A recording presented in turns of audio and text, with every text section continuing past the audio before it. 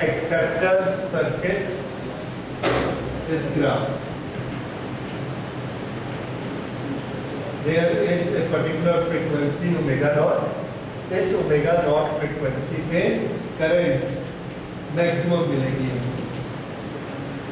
बाकी जो फ्रीक्वेंसीज है उस पर करंट कम मिलेगी। और नॉर्मली इसकी जो हाफ पावर रहेगी दैट इज 0.7 और this is I naught upon root. यहाँ पर पावर कैसी हो जाएगी? हाफ। अगर पावर यहाँ हाफ हो जाएगी तो इधर की frequencies, these frequencies will not disturb us, और इतनी फ्रीक्वेंसीज के सिग्नल्स हमको मिलेंगे which will have sufficient strength, half power से ज्यादा। ओके, अब शार्पनेस ऑफ ट्यूनिंग या क्वालिटी फैक्टर ये क्या होती है? शार्पनेस ऑफ ट्यूनिंग, एक सर्किट हमने ऐसा बनाया, उसका ग्राफ देखिए दूसरे सर्किट का।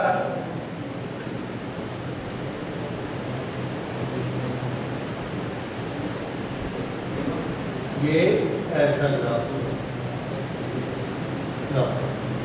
यहां पर अगर फ्रीक्वेंसी ओमेगा नॉट है तो करंट कितनी मिलेगी?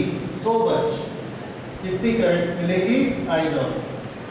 और पावर इसी के प्रोपोर्शनेट होगी। Power is proportionate to I naught square into R, ये उसकी पावर होगी। लेकिन अगर फ्रीक्वेंसी थोड़ी सी भी कम ज्यादा हो गई, फ्रीक्वेंसी थोड़ी सी भी कम या ज्यादा हुई, फ्रीक्वेंसी थोड़ी सी कम हुई, ये पावर इतनी कम हो जाएगी। थोड़ी सी भी फ्रीक्वेंसी ज्यादा हो जाएगी, पावर हाफ से भी कम हो जाएगी। तो इसका ये मतलब है कि circuit number 1 and this circuit number 2, इसमें हमको वॉइस की क्लियरिटी ज्यादा है। वॉइस किस पर मिलती है? ओमेगा नॉट पर। ओमेगा नॉट पर वॉइस मिलती है तो इसमें हमको ओमेगा नॉट पर वॉइस ज्यादा क्लियर मिलेगी। क्यों? क्योंकि ओमेगा नॉट को छोड़कर बाकी की जो फ्रीक्वेंसीज है उनकी पावर बहुत ही कम हो जाएगी। तो इस तरह से आप देखिए फिर से, ये एक सर्किट है, this is another circuit, this is another circuit and this is another circuit. हर एक में ओमेगा नॉट की सेम वैल्यू है, ओमेगा नॉट सेम वैल्यू, लेकिन ज्यादा शार्पनेस किसमें है? This one which is A B C D, D has got more sharpness। इसका ये मतलब है कि यहाँ पर हमको साउंड ज्यादा क्लियर मिलेगा, सिग्नल ज्यादा क्लियर मिलेगा, क्योंकि साइड बैंड की जितनी फ्रीक्वेंसीज हैं इसमें यहाँ से लेके यहाँ तक इतनी फ्रीक्वेंसीज का साउंड हमको सुनाई पड़ेगा, और इसमें सिर्फ हमको यहाँ से यहाँ तक सुनाई पड़ेगा। तो इसमें हमको साउंड ज्यादा क्लियर सुनाई पड़ेगा। This quality is known as sharpness of tuning, क्योंकि ये नोक ज्यादा शार्प होते जाते हैं। ठीक है, तो इस तरह से जितनी ज्यादा शार्पनेस होगी उतनी उसकी क्वालिटी अच्छी रहेगी, उतने उसके डिस्टर्बेंसेस कम होते जाएंगे। This is sharpness of quality. Okay, लेकिन शार्पनेस ऑफ क्वालिटी को हम क्वांटिफाई कैसे करते हैं? तो शार्पनेस ऑफ ट्यूनिंग, इसको हम लोग किस तरह से क्वांटिफाई करते हैं? देखिए, हमने एक एक्सेप्टेंस के लिए, एक्सेप्टर सर्किट बनाने के लिए कौन सा सर्किट यूज करते हैं? That is LCR series circuit. ये एक LCR सीरीज सर्किट है जिसको हमने नेचुरल फ्रीक्वेंसी पर सिग्नल दिया, E is equal to E naught sin omega t। इसमें से हमको कौन से सिग्नल मैक्सिमम रिसीव होंगे जिसकी फ्रीक्वेंसी इस पूरे सर्किट की नेचुरल फ्रीक्वेंसी के बराबर होगी, और मान लो वो फ्रीक्वेंसी ओमेगा नॉट, तो ओमेगा नॉट के सिग्नल हमको इसमें मिल रहे हैं। जिस समय ये वाली फ्रीक्वेंसी यहाँ पर आ रही होगी उस समय Z कैसा हो जाएगा, मिनिमम। अगर Z मिनिमम होगा तो XL किसके बराबर हो जाएगा, XC के बराबर हो जाएगा, और Z की वैल्यू किसके बराबर होगी, R के बराबर होगी। अच्छा, उस समय इसका जो VL बनेगा वो VL इसके VC के बराबर होगा। VC and VL, they will be equal and opposite to each other, they will cancel out each other। तो E किसके बराबर होगा, E will be equal to voltage across R। ये बात समझ में आ रही है। तो ये जो वोल्टेज अक्रॉस R मिल रहा है हमको, यही किसको रिप्रेजेंट करता है, यही EMF अप्लाइड को रिप्रेजेंट करता है। सो ड्यूरिंग ट्यूनिंग, ये एक फैक्ट याद रखिए, during tuning applied EMF, applied voltage is equal to voltage across R।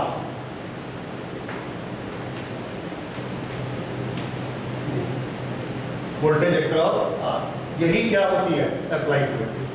क्यों, क्योंकि ट्यूनिंग में ये दोनों एक दूसरे को कैंसिल आउट कर देते, तभी हम बोलते हैं ट्यूनिंग हुई है, तभी पावर मैक्सिमम है, तभी current maximum. Okay, so applied voltage is voltage across R। अब यहां पर अगर हम इन दोनों में नापें, इसमें जो करंट फ्लो हो रही है उस करंट के कारण इन दोनों पॉइंट्स के बीच में पोटेंशियल डिफरेंस कितना आएगा, I into R। इन दोनों पॉइंट में पोटेंशियल डिफरेंस कितना होगा, I into XL। इन दोनों में पोटेंशियल डिफरेंस कितना होगा, I into XC।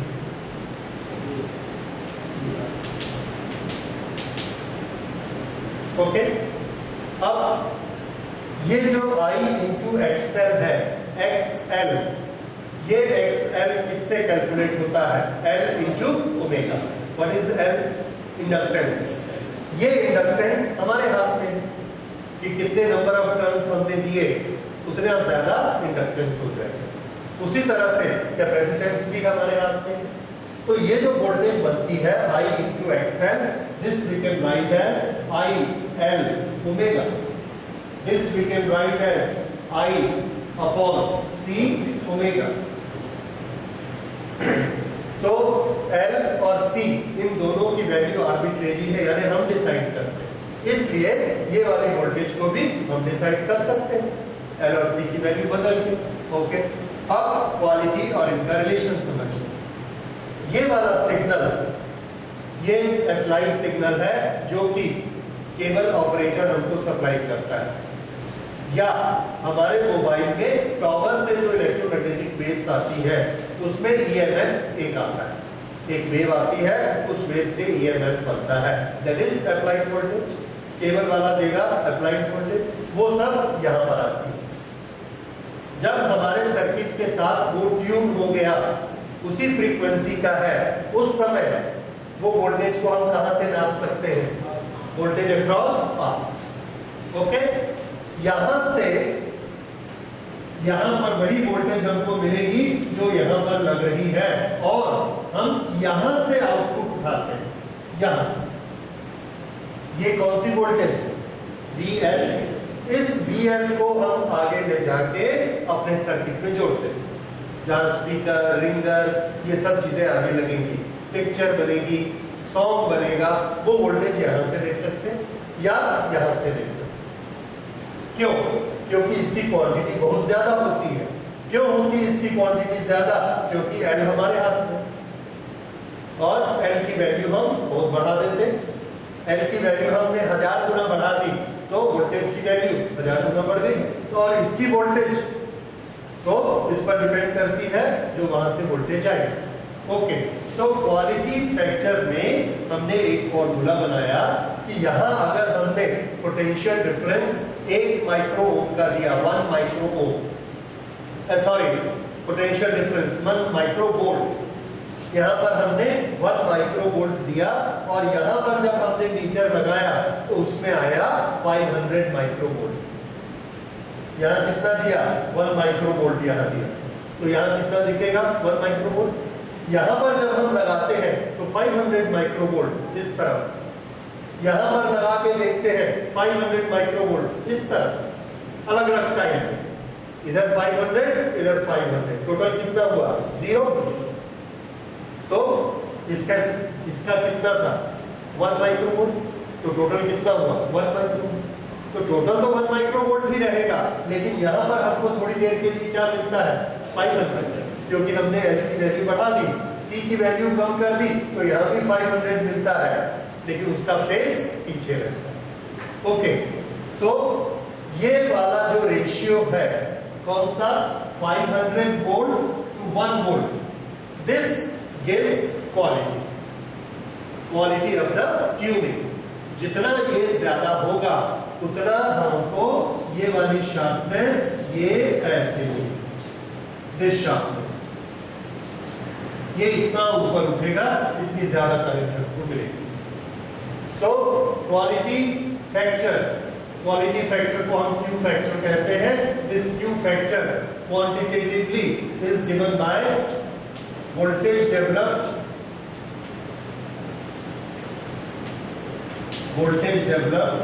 across L or C to be divided by applied voltage, और applied voltage के लिए हम क्या लिख सकते हैं V across R, this is our formula for Q factor। ये Q क्या चीज है quality factor, this is also known as Q factor. Okay, अब इसको थोड़ा सा आगे सॉल्व करते हैं। वोल्टेज अक्रॉस आइदर L और C, दोनों में से आप कोई भी ले लीजिए, एंड रिजल्ट आपका वही आने वाला है। हम कोई भी एक लेके शुरू करते हैं। Let us take this one, voltage across L, I L omega.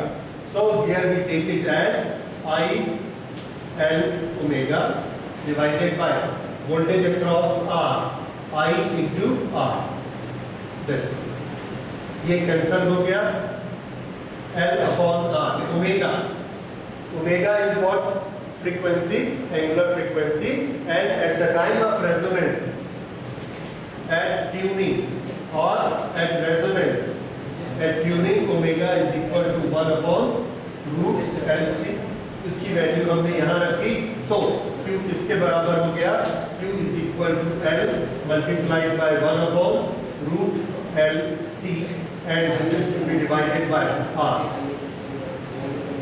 This is equal to 1 upon R, root 1L is cancelled, so root L upon C। This is calculation or quantification of quality factor।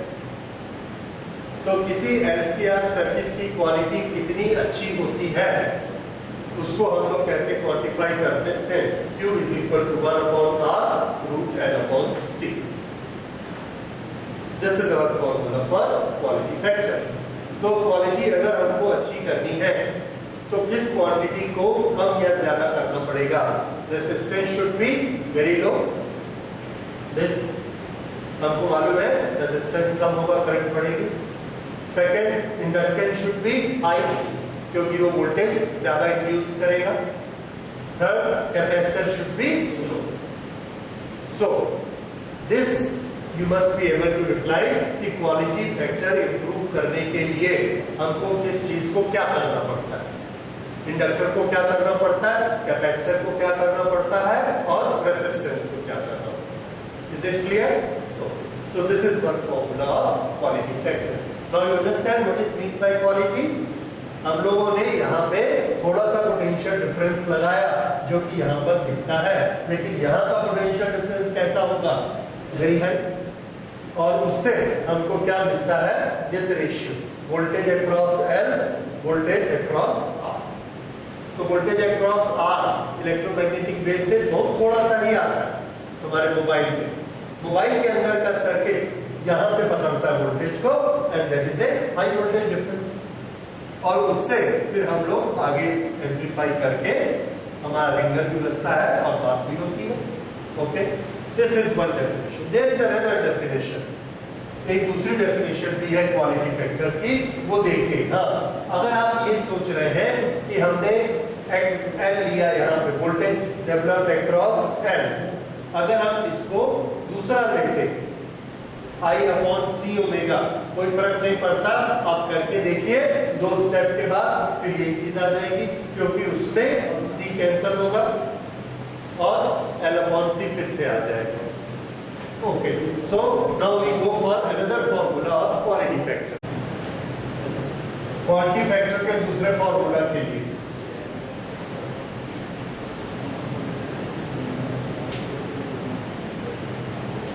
this is maximum current and it has got peak power. When the current is I0 upon root 2, the power is equal to half. This frequency and this frequency. This is our tuning frequency or resonance frequency. यहाँ से इधर तक की frequencies all are having power more than half. Power more than half. This we take as delta omega and this also we take as delta omega. And how much is this width? 2 delta omega. This is known as side band frequencies. Side band frequencies हम लोग communication में एक बार और पढ़ेंगे. Then we will go for detail. Okay. Now the quality will be good and is given by a ratio Q. This is resonance frequency or natural frequency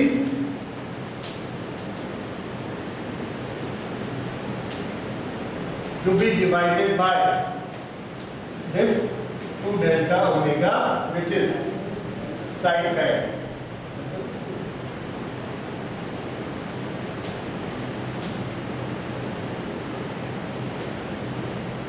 Okay, we can write it as omega naught divided by 2 delta omega. This gives quality. और geometry से आप सब बता सकते हैं 2 delta omega इस triangle का base बनता है, ये वाला बेस 2 डेल्टा ओमेगा, और ओमेगा नॉट क्या दिखाता है हमको, हाइट। अगर हम हाइट को ज्यादा बढ़ाते जाएंगे और बेस को छोटा करते जाएंगे तो ये वाली जो नोक है ये शार्प होती जाएगी। इसको देखिए और इसको छोटा करिए, छोटा किया, हाइट को बढ़ा दिया, हाइट को बढ़ा दिया, it has become sharper than this. तो जैसे जैसे ये 2 डेल्टा ओमेगा छोटा होते जाता है और ये बढ़ते जाता है, वैसे वैसे इसकी शार्पनेस बढ़ते जाएगी। इसका मतलब इस ओमेगा नॉट फ्रीक्वेंसी पे ये हमको फुल पावर देगा और हाफ पावर वाली फ्रीक्वेंसीज बहुत कम, डिस्टर्बेंस बहुत कम होगा। This is very good tuning. तो ये ट्यूनिंग की हमने एक और फॉर्मूला निकाला। So there are 2 formulas for quality factor. So now you can understand what is meant by quality of tuning. तो जितना ये ऐसा चौड़ा होता जाएगा कर्व, उतनी हमारी क्वालिटी खराब होती जाएगी। क्यों? ज्यादा सिग्नल उसी स्टेशन में ज्यादा सिग्नल हमको आते जाएंगे, डिस्टर्बेंस ज्यादा आएगा। So this sharpness should be there and there are 2 formulas for this sharpness.